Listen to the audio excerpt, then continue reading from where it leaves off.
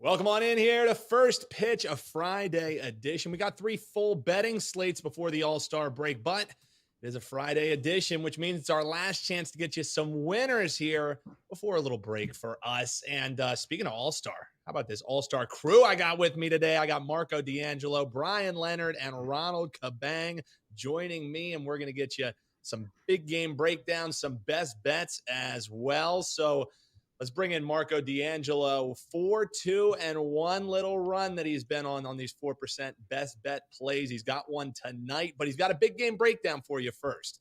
And it's looking like it's going to be Verlander and Darvish in this Mets and Padres game. I'm wondering, Marco, Mets didn't use up all their runs yesterday, winning 9-0 in Arizona, right? The bats might just stay hot today as they open up the 3-game set. What do you think? Well, you know what, Dan, you look at this matchup, and if you asked me heading into this series, name 2 of the most disappointing teams in baseball this season, you would have to put the Mets and the Padres on that list. But all of a sudden, both teams are playing good right now. The Mets come into this one on a nice winning streak, as they have won their last 5 in a row. And on this road trip, they're facing a Padres team that suddenly won 4 out of 5. So which way are we going to go? Well, I'm looking at the pitching matchup, and I can't say that both pitchers are on streaks. One of them is, and that's Verlander. He is pitching very well right now with what he's done. He's given up 5 runs in his last 4 starts. In 4 of the 5 runs were in one game. He went 7 innings and allowed 4. So that means in those other 3 starts, he gave up just 1 run. And I look for him to silence the Padre bats tonight. Yu Darvish, on the other hand, wow, it's been a bad little run for him. Last 3 starts, he's given up 14 runs in just 16 innings. I'm going to ride the hot hand with the hot pitcher. And let's go ahead and take the Mets at an underdog price tonight. Let's go with the New York Mets for the big game breakdown.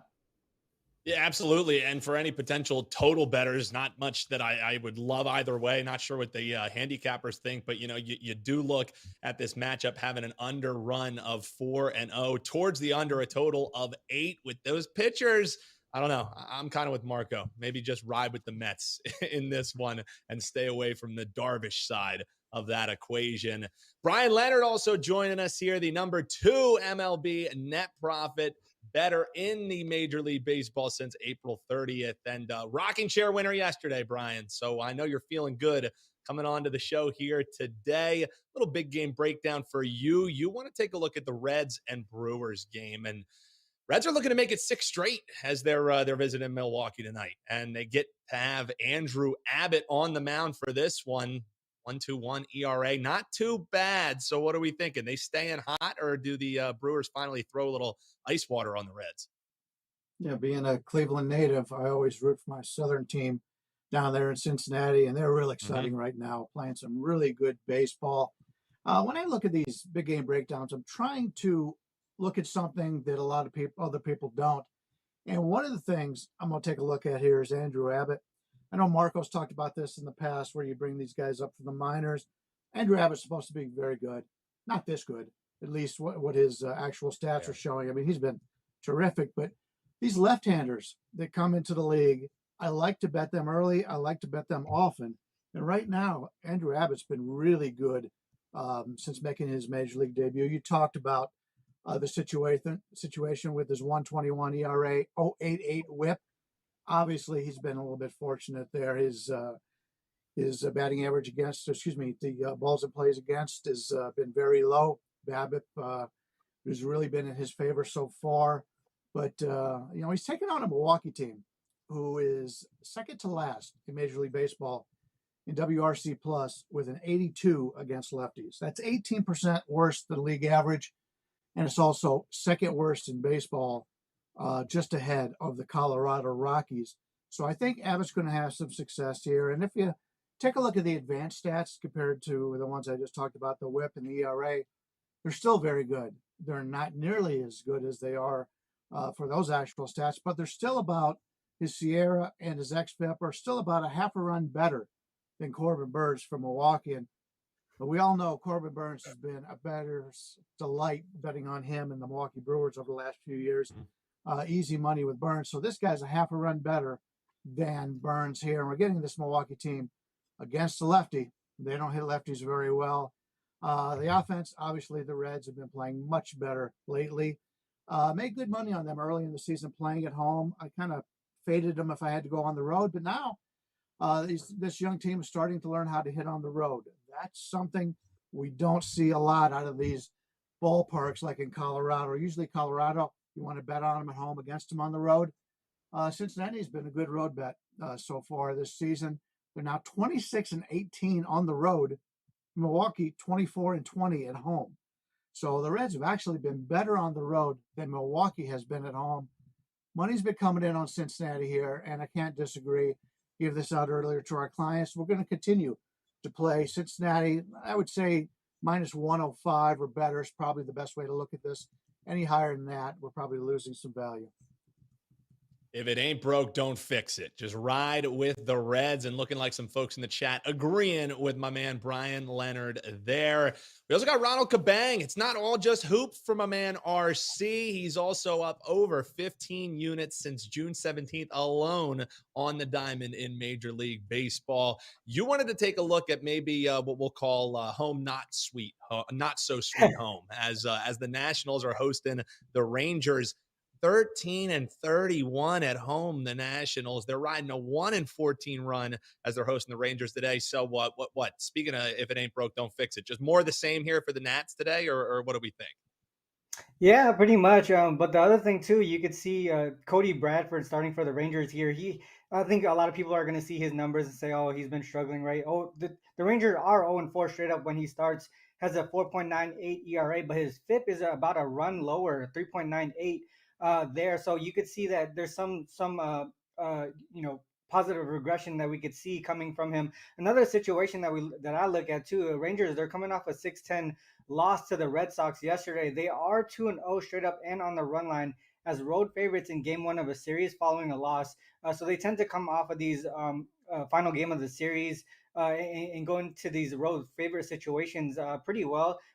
In those two games, 5-0, 6-2 wins against from some formidable teams here. And on the opposite side, you got Nationals. Trevor Williams will be starting for them. Nationals are 8-8 when he does start. His numbers are opposite of Cody Bradford here, where his ERA looks decent. I think it's like 4.2 or something like that. But his FIP is well above his current ERA, telling us there's going to be some negative regression coming his way. His BABIP is significantly lower than what we've seen from him in recent years as well. So there's a bit of luck on his side that we're seeing here. He's giving up 1.9 home runs per 9 innings. His home run to fly ball ratio, 15.7%. Rangers, 6th in the league in home runs. So that's not a good sign for Trevor Williams to seeing these guys here. Sort of like a motivated team coming into this one as well, coming off of that loss. I think the Rangers get to Williams early and often in this one. The Nationals don't get a lot of run support either, not just, them struggling at home, just all season long, 26th in runs per game this season. So they just don't possess the power to bring in the base runners that they do have available. So from a trend perspective, Nationals first game of a series versus starting left-handed pitchers this season, 2-8 straight up, 4-6 on the run line, averaging 3.2 runs per game, allowing 5.2 runs per game there in that same situation. But if you add that the Nationals are dogs of 150 or less, they do move to 0-6 straight up, 1-5 on the run line, losing by an average margin of about 3 runs per game. So a lot of things to me pointing to the Rangers on the run line here. And the trend king, Ronald Kabang, WT.buzz/RC. Boys, the pace of play, incredible here today. We're already back around the horn for a little best bet action. 10 minutes into the show, man. You guys must have some plans going on Friday or something that we got to get out of here. But let's swing it on back up top to my man Marco D'Angelo. As we mentioned, he's got a 4% rocking tonight in MLB. It's a grand slam. Check it out over at his page.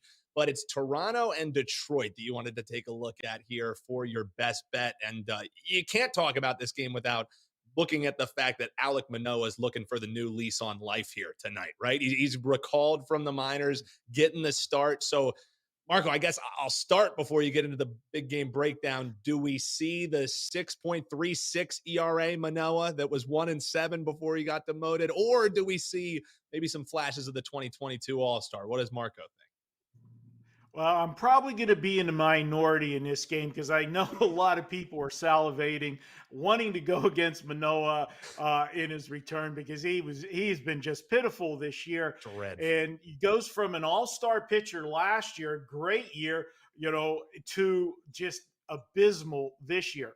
But I like when these guys go to the minor leagues and, as you said, look for that new lease on life. Well, his last start in minor leagues, he was his old dominant self. Now, granted, it was Double-A New Hampshire, but he struck out 10. It was the Portland Sea Dogs. I had to actually look up what the mascot name was there. Over 5 innings, while allowing just a run on 3 singles. He did walk 3 in that game. If he's going to have one good game today, it's going to be this one. You don't get demoted and then get your second chance and not make the most of it. Toronto right now, they've won 3 in a row. They're scoring runs. They've scored 4 or more in 5 straight games.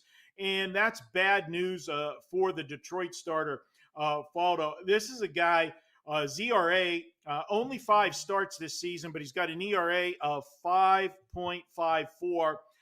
I'm going to look at Toronto, and I'm going to look at the full game in this one. Generally, when I have Toronto, if I'm betting Toronto, I like to take them first 5 more than I do like taking them full game. But when I look at these two bullpens, I'm not sold on the Detroit bullpen at all. This is a team, although they haven't had a lot of chances for saves, they've only converted 55% of the chances when they've had a lead late. So I'm going to go ahead and take Toronto for the full game. And the Blue Jays have been one of those streaky teams. When they get hot, they win games. When they're not, they've got some hellacious losing streaks. And if you go back the last 2 seasons, when they have won 3 or more in a 4-game stretch, they've gone 23-10 in the next game, which goes to what I'm saying about the streaks. I'm going to go ahead and take Toronto. I'm going to believe in Manoah one time. He gets one shot with me, and that's tonight. If he blows it, he is on the do not bet list and probably will make his way back up to the bet against list. But I think he's going to have a short leash. He better get it done or he'll find himself with a new address again. Ooh, a bit of a hold your nose special there. Back in Alek Manoah. We'll see. But to give a little bit more credence as well to what Marco's talking about, the streaks. When the Blue Jays are hot, they're hot. And they are riding and looking to make it 6 straight road wins as they're on the road here in Detroit. So maybe it's best for Manoah that he's on the road. Doesn't have to see any Prez-like Toronto Blue Jays fans in his right behind him while he's trying to get things done there. So all right, Brian, let's swing it your way. Orioles and Twins. I look at this Orioles team and just their ability to just flip the script against the Yankees. They added Colton Cowser to the lineup, a little bit of a shot in the arm maybe. They explode yesterday with 14 runs. They look to stay hot here today. So the question really is, do they stay hot? What's the best bet? Yeah, I think they do. I had Baltimore yesterday, a nice winner for us. And Marco mentioned the Portland Sea Dogs. I was just up there. I was just in Maine for last week, and I got to see the game on July 4th. They've got like a mini monster out there as a Boston Red Sox minor league team. 315 to left field, 330 to right. Big monster out there in left. Yeah, nice little stadium. A lot of nice people there, but very small. One of the smallest attendance ballparks I've ever been to. But it was fun, and the weather was good, at least that day. A lot of rain up in Maine. But let's get to today's ball game we're looking to play here. This is Baltimore at Minnesota. And we've talked in the past about the division these two teams are in. American League East, probably the best division in Major League Baseball. And the Central, probably, in fact, I know, the worst in Major League Baseball is my Cleveland Guardians. Cleveland Indians are in that division. And right now, Minnesota has the same record in first place in the Central as the Boston Red Sox do in last place in the East. Minnesota ranks 28th in the league in WRC plus versus lefties, and going against Cole Irvin here, who they brought in this season, didn't get what they wanted out of him the first time through the league, but he went back down to the minors, corrected some things. I expect him to go 4 or 5 innings here. And if you take a look at the Baltimore bullpen, they're all available in tonight's game. So they've been very good at the back of the bullpen. So I expect a really good day out of Irvin and this pitching staff here against Minnesota. And keep in mind, Irvin just played Minnesota the other day, went 5 innings, gave up 1 earned run. That's a pretty good start here, and I think we see more of that in this game. And Bailey Ober is going for Minnesota, and I really like this guy. I've liked him for a few years, and he's had solid success against these Orioles just 6 days ago. 7 shutout innings. So the Orioles aren't going to have 14 runs in this one, but I think they'll do enough against Ober. Seeing them twice in that short amount of time, they've hit righties pretty well all season long. So I don't think that's going to be having the effect that Lefty is against Minnesota here. And we like what Ober's done, but this line is simply just too high. Take a look at Baltimore. They're 25-17 on the road, and Minnesota's 26-19 at home. Baltimore's got a better record against better teams that they've had to play than Minnesota has at home. Nice little situation with 2 of these pitchers playing against each other this time. They didn't go head-to-head last time, but I expect both of them to have some nice success here. Lean with the under, but in this price range, to get Baltimore is a nice-sized dog here. As much as I like Ober, I think the side to play here is Baltimore as a nice-sized underdog. Yeah, a nice price at that dog money. And also for what it's worth, the Orioles, they do love seeing these AL Central teams as of late. 14-6 run in their last 20 games against AL Central. So Brian Leonard also liking what he sees tonight, maybe on the board. The Orioles, the best bet from a man, Brian Leonard, WT.buzz/BL. Check him out. Ronald Kabang, before we get the Gold Sheet play of the day, you're going to get to have the final word on the best bets. And you want to take a look at the D-backs and the Pirates. The Pirates, they just finish up their series in L.A. It's a 6-4 loss. And what's their reward? They get to see Zach Gallen on the mound for the D-backs. Lucky them. Tied for first in the NL in victories, tied for 4th with 120 strikeouts. So I don't know. What do you think? That might translate to a D-back bounce back win. What do you think? Yeah, definitely. I like the D-backs in this situation. You mentioned, how well they've been doing. I mean, they've been a pretty solid surprise team so far this year, I think, in my opinion. But starting with the Pirates here, starting Rich Hill, the Pirates are 8-9 straight up and 7-10 on the run line when he starts. He currently has a 4.5 ERA. His advanced stats tell me that he's exactly where he should be. I think he's been, a consistent pitcher in that general area. His FIP, xFIP around that general area between like 4.5. Or even a little bit higher. On the D-back side, you talked about Zach Gallen. D-backs 12-6 straight up and on the run line when he starts. So when they win by margin, including at home specifically. Incredible run there, 8-1 straight up and on the run line when he's at home. Their only blemish in that spot there, 5-8 loss to the Braves. In those 9 games at home, the D-backs averaged 5.4 runs per game, holding the opponents to just 2 runs per game in those situations. So if you see that they gave up 8 runs to the Braves, you can see how dominant they've been in the other games there. On the season, Gallen 3.15 ERA. His FIP is still even lower than that, 2.83. It suggests that his dominance should continue in this situation. The trends and angles, you're looking at the Pirates here, pretty much bottom 10 in most statistical categories offensively. And then on the D-back side, first time all season long that they've had 4 straight losses. Also the first time all season that they didn't score a run in a game. So I expect them to come out with a little bit of focus and motivation in this game here. They're going to take it out on Rich Hill. I think Gallen does his job. I think the D-backs balanced offense gets to Rich Hill, even without Corbin Carroll. I know he got hurt, but they still have that balanced offense that they have behind him. So I take the D-backs here on the run line. Yeah, and the Diamondbacks are also a team that likes to start off a series with a win. I mean, everyone does, but they're 9-2 straight up in game 1 of a new series. So they're on a nice little run there, starting things off in these different sets.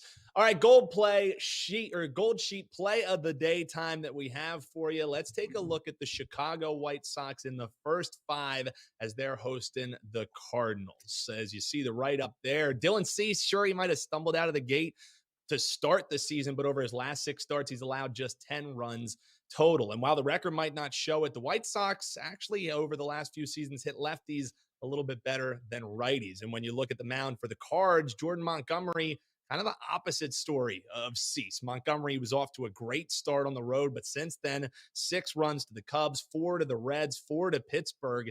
Add in the fact that they have to travel into Chicago after a 4-game set in Miami, while Chicago just gets to continue their home stand. Maybe a little bit sluggish for game 1 in Chi-Town, says the Gold Sheet. So we're going to be taking the bullpens out of it. Give us the White Sox -110 in the first 5 tonight. And for more breakdowns just like that, head on over to thegoldsheet.com. That's where you can get all the great info that you see there. And boys, that's going to do it. Nice Friday edition, shutting it down. Hopefully you have a nice, profitable all-star break. If you're going to be betting the home run derby, please bet it small. I mean, good God, the people who try and tell you that they have an edge on the all-star or on the, all-star weekend, I don't know. I feel like if anybody could find it, it would be my man, Ronald Kabang. So I guess I'll just have to check him out on Twitter. That's going to do it for us. Big thanks to Marco D'Angelo, Brian Leonard, and Ronald Kabang. If you need any more weekend tips, what to cash in, hey, why don't you check out Kyle Anthony's best bets for UFC 290 right here on WagerTalk TV.